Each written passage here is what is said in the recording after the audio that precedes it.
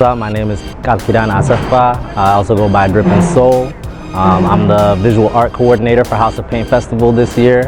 And this is House of Paint. You know, House of Paint is Ottawa's urban arts festival. All the hip hop culture. So we got everything going on here, from concerts to graph writers and dudes making big productions. We got a dance floor. We're gonna have huge b-boy battles. You know what I mean? So like this is House of Paint, man. This has been going on for 16 years. This is the 16th year. This is the Ottawa staple. It's for the culture. It's for the people. It's grassroots. Yeah, and we out here.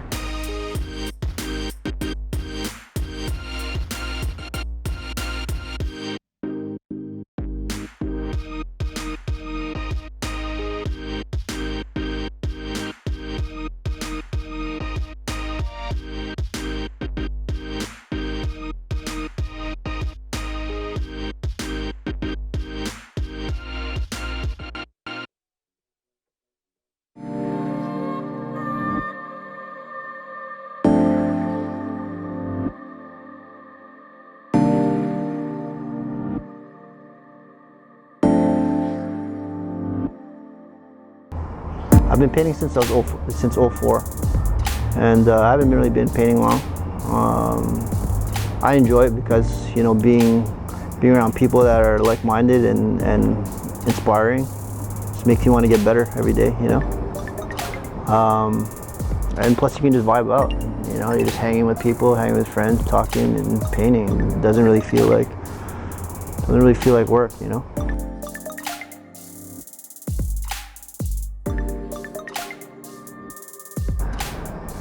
Microphone check, 1, 2. I'm just kidding. Yeah, yo, it's your boy Love Someone. You already know what it is. And if you don't know what it is, you're about to know what it is. My name is Love Someone, Toronto-based human. Out in Ottawa, painting for House of Paint. A little inspiration about this wall was like inspired through an artist that I just recently found out about. I don't know how I didn't know about them, but they're amazing. Alphonse Muka. And it's like we sort of just divided it into like one of their paintings, which is like the 4 seasons. And I really didn't want to do air because it's so conceptual and really hard, and I was bad straw and got that one, so I had to do air. So yeah, it's kind of like we're all just taking our own interpretations of like sort of a feminine figure, like a humanoid, and representing the different elements. So it's exciting to see everyone's styles kind of like coming together, and like it's interesting seeing everyone's process, and like, yeah, like, you know, just like painting together, it's always a good time, like always a lot of learning and like uphill battles and some challenges that are like exciting and fun. So yeah, happy to be here, yo. What do people don't see about graffiti? I feel like there's a lot of miscommunication leading about graffiti. People don't know. Yeah, for sure. Yeah, I mean, I think that for me, like the biggest misconception of, well, there's 2 misconceptions, and one of them is maybe more moral. So there's the illegality of graffiti and the nature of it. So often people will ask me on the street when I'm painting, oh, like, you know, do you have permission to do this, or are you authorized to be here? And you know, I'll be like, is it beautiful? Like, do you like it? And I always kind of stumble. They're like, yeah, I like it. And I'm like, okay, so if it was illegal, does that change? You know what I mean? Like, does the power of art now not matter to you because it's illegal? You know, and like that whole idea that something is a criminal act is no longer beautiful. I think that if it's a form of expression, even though it's illegal, it's still a form of expression. You know what I mean? And it's still something beautiful.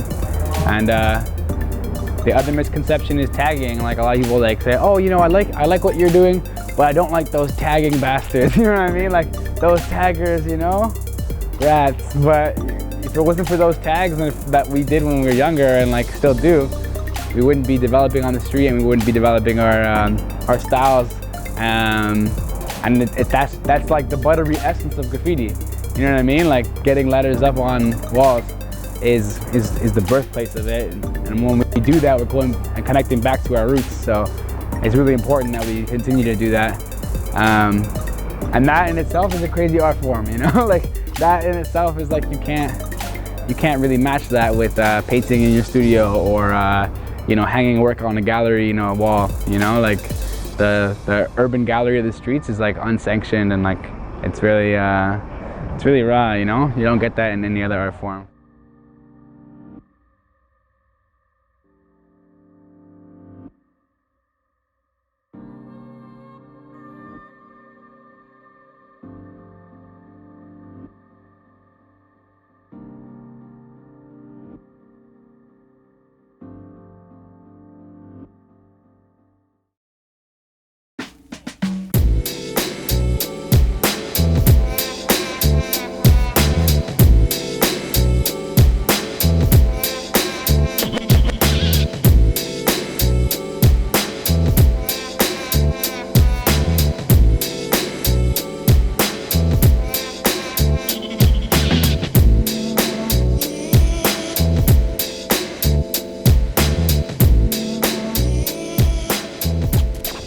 My name is Tito Medina, from the Maya Mestizo from Guatemala.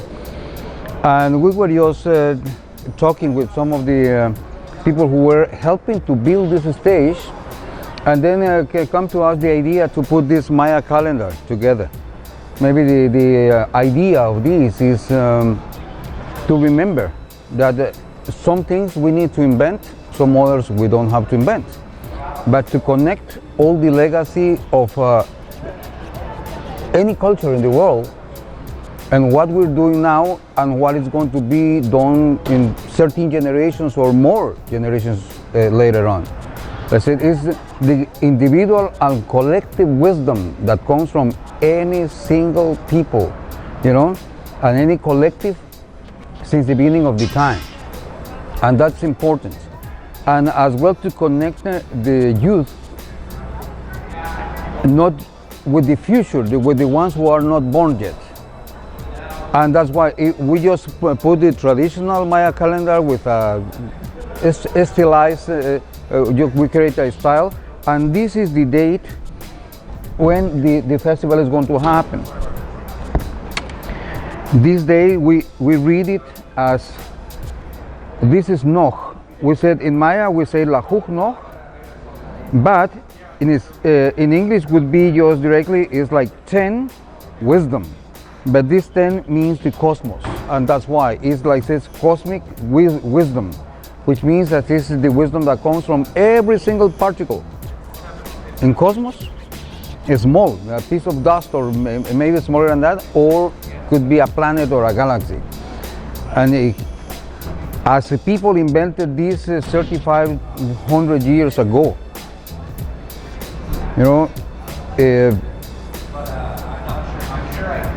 we can invent as well our own systems. It means that we are just a collective heritage. We are just sharing a portion of our culture. And then if this is connected with the other piece, like I said, if we come to this piece here is a rep, it's like something just to show the stela in Koba. And that's the number, the largest, one of the largest numbers ever written by humankind. We are talking about nonillions of years. Nonillions, octillions, septillions, sextillions, quintillions, quadrillions, trillions, billions, millions, thousands, hundreds. And then every single day in the Maya calendar, in one count, doesn't repeat in 64 million years. And that's why every single day has its own name. Like today is 9 responsibility, Beleheb, Akmak. And this is, every single day has its own meaning, and this is the way how we have kept.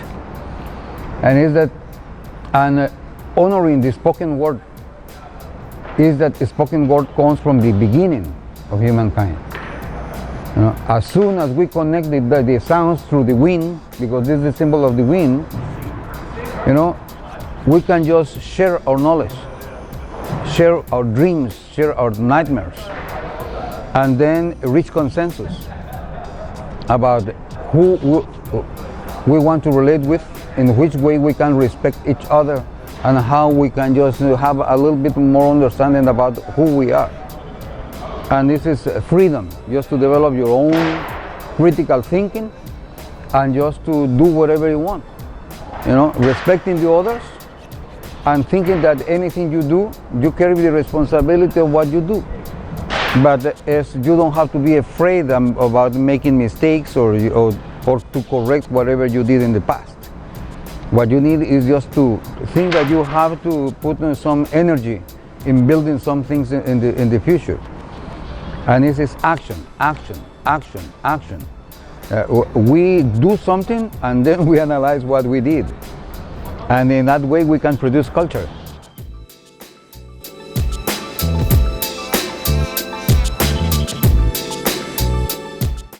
Take this mind of mine.